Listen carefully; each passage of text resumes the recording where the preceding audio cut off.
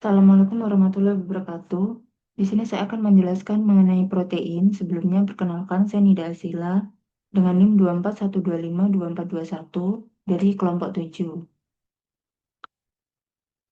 Di sini ada definisi dari protein. Jadi, protein itu merupakan makromolekul yang penting dalam sel atau bagi makhluk hidup yang berperan sebagai sumber asam amino esensial, pembentuk enzim, antibodi, serta komponen struktural penting dalam tubuh. Dan juga definisi dari protein itu merupakan sumber asam amino yang mengandung unsur yang tidak dimiliki oleh lemak atau karbohidrat. Asam amino juga asam amino juga mengandung sulfur seperti metionin, sistin, dan sistein. Protein juga berfungsi sebagai zat pembangun, pengatur, dan dalam kondisi tertentu dapat menjadi sumber energi bagi tubuh.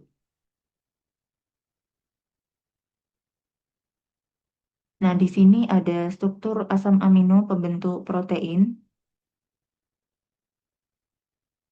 yang terdiri dari karboksil, amino, hidrogen, dan rantai samping. Untuk struktur proteinnya di sini ada 4, yaitu ada struktur primer, sekunder, tersier, dan kuaterner seperti pada gambar yang tadi.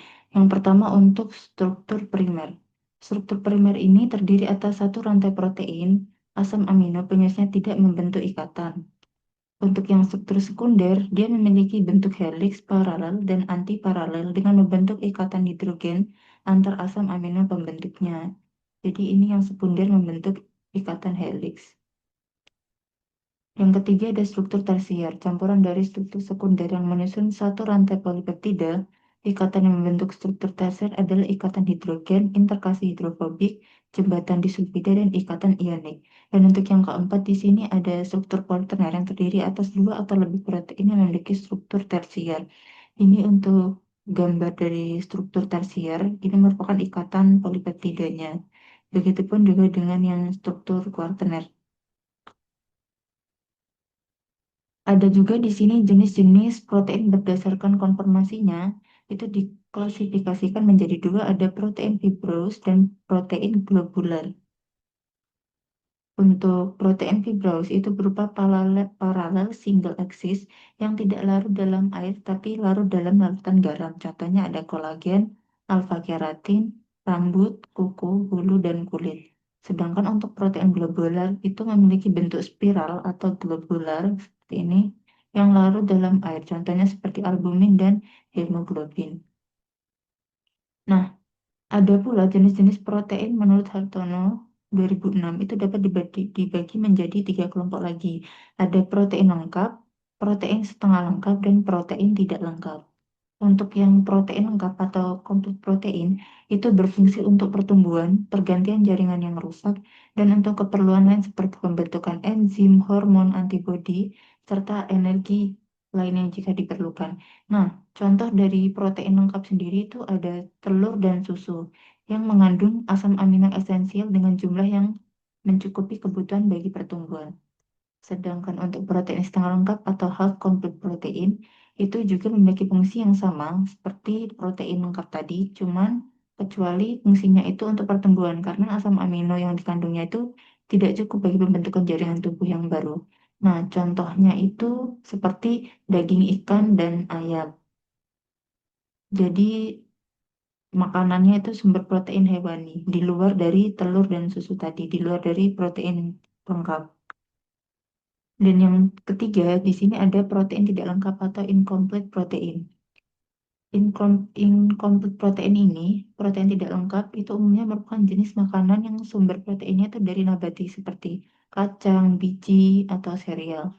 Dan jenis protein ini pun tidak dapat digunakan untuk pertumbuhan dan pergantian jaringan karena jenis-jenis asam amino esensialnya itu tidak lengkap. Nah, oleh karena itu, makanan yang proteinnya tergolong tidak lengkap itu harus saling dikombinasikan untuk memberikan semua asam amino esensial yang diperlukan bagi pertumbuhan dan pergantian jaringan rusak. Contohnya seperti beras. Beras itu kan yang kurang itu mengandung asam amino lisin. Nah, beras itu dapat digabungkan dengan kedelai yang kurang mengandung metionin. Jadi saling melengkapi. Dan di sini ada juga untuk identifikasi proteinnya, yaitu ada unci Santo protein. Nah, Uji santu protein sendiri ini tujuannya untuk menunjukkan adanya inti benzen atau cincin fenil atau senyawa aromatik pada suatu sampel protein dan untuk mendeteksi asam amino yang mengandung inti aromatik seperti tirosin, triptofan, dan fenilalanin dalam larutan protein. Untuk indikator pengamatan dari uji ini tuh akan mengubah sampel menjadi endapan berwarna kuning atau larutan kuning atau jingga. Nah, cincin benzen aromatik dalam asam amino ini akan mengalami nitrasi ketika dipanaskan dengan asam nitrat pekat atau HNO3, sehingga nantinya akan terbentuk turunan nitro berwarna kuning. Dan dalam kondisi basah, uji santo protein ini mengubah kompleks kuning gelap menjadi pada sampel menjadi warna jingga. Nah, berikut ini merupakan hasil reaksi dari uji santu protein. Yang pertama di sini ada reaksi nitrasi tirosin. Ini merupakan struktur dari tirosin yang akan dihasilkan atau ditambahkan dengan HNO3 atau asam nitrat pekat. Nah, untuk tirosin sendiri, tirosin ini mempunyai lingkaran atau cincin benzena yang nantinya HNO3 atau asam nitrat pekat ini itu akan membawa stiker yang namanya NO2 atau nitro. Sehingga si NO2 ini itu akan ditempelkan ke cincin benzenanya. Jadi reaksi nitrasi itu merupakan penempelan NO2 ke cincin benzenanya seperti ini. Dan ini merupakan hasil reaksi nitrasi tirosin, yaitu menghasilkan reaksi 4,5 dimetoksi 2 nitrobenzamid plus H2O. Jadi reaksinya akan terbentuk seperti ini. Lalu ada juga untuk reaksi setelah penambahan NaOH. Jadi hasil reaksinya yang 4,5 dimetoksi 2 nitrobenzamid ini akan direaksikan dengan NaOH. Jadi ditambahkan NaOH. Nah, si NaOH ini dia tuh fungsinya untuk mengubah bentuk molekul. Yang tadinya seperti ini dia akan diubah menjadi natrium picosulfat plus H2O. Nah, si NaOH ini dia mengubah struktur molekul sehingga terbentuk ini. Dan jadi intinya itu hasil reaksi uji santo protein di sini adalah asam nitrat atau HNO3 ini akan menempelkan cincin akan menempelkan NO2-nya ke cincin benzenanya. Dan nantinya larutan akan berubah menjadi warna jingga. Dan selanjutnya identifikasi yang selanjutnya di sini ada identifikasi biuret. Nah, untuk pengujian protein secara bioret ini dilakukan untuk mengetahui adanya ikatan peptida yang ditandai dengan timbulnya warna biru violet atau warna ungu pada larutan uji. Nah, berikut ini tabel merupakan hasil identifikasi protein secara bioret. Di sini sampel-sampelnya ada putih telur, daun jambu biji tua, daun jambu biji muda. Hasilnya yaitu menghasilkan warna ungu semua dan positif. Nah, untuk persamaan reaksi uji bioretnya, di sini ada protein plus CuSO4 plus NaOH akan menghasilkan reaksi seperti pada gambar ini. Nah, di sini protein itu memiliki ikatan peptida. Nah, dan CuSO4 ini dia yang akan berubah menjadi warna ungu. Dan NaOH-nya yang di sini tuh diibaratkan sebagai lemnya. Jadi, bioret ini merupakan reaksi untuk mengetahui ada atau tidaknya protein. Dan si CuSO4 ini itu merupakan cat seperti cat ungu yang nempel ke protein. Dan NaOH-nya di sini merupakan aktivatornya supaya catnya itu bekerja.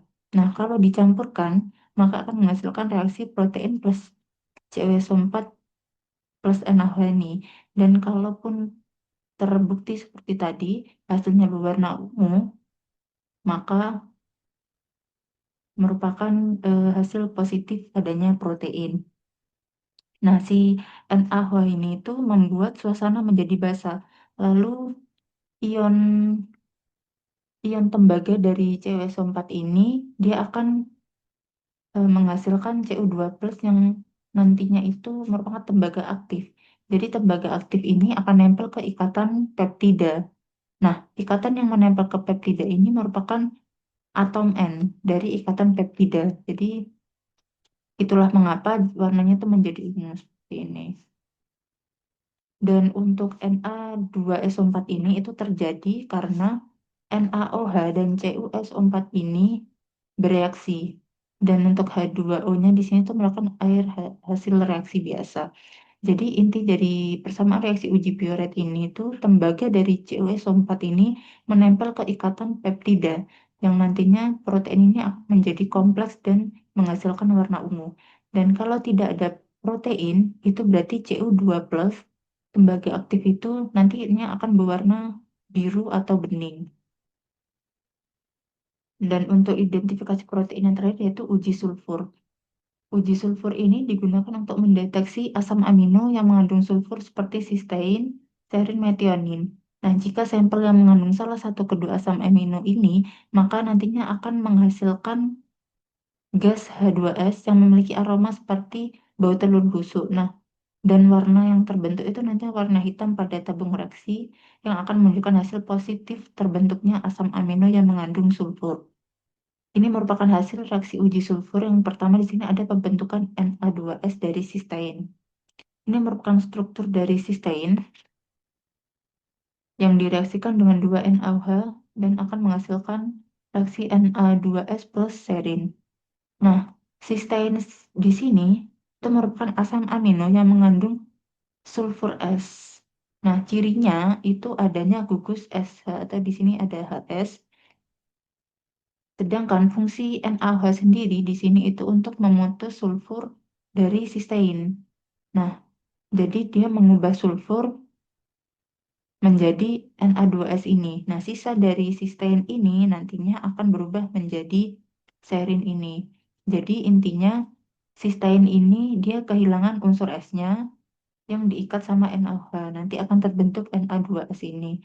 Akhirnya si sistein ini kehilangan unsur S-nya. Nah, si sistein ini dia akan berubah menjadi serin. Atau ibarat lainnya itu seperti sistein ini merupakan apel yang ada tangkainya. Nah, si NaOH ini merupakan pisaunya. Dan si Na2S ini, dia itu nanti akan dipotong. Jadi, apel yang ada tangkainya itu nanti akan dipotong sama pisau. Menghasilkan Na2S ini. Jadi, sehingga apel yang nggak ada tangkainya itu, dia akan atau nama lainnya itu serin. Jadi apel yang nggak ada tangkainya itu namanya serin. Lalu untuk reaksi yang kedua yaitu reaksi Na2S dengan Pb asetat. Nah, Na2S di sini itu merupakan ion yang ada di Na2S ini dia mengandung S2-. Dan Pb asetat di sini dia mengandung Pb2+. Nah, bertemulah keduanya ketemu membentuk si PBS ini atau endapan hitam ini.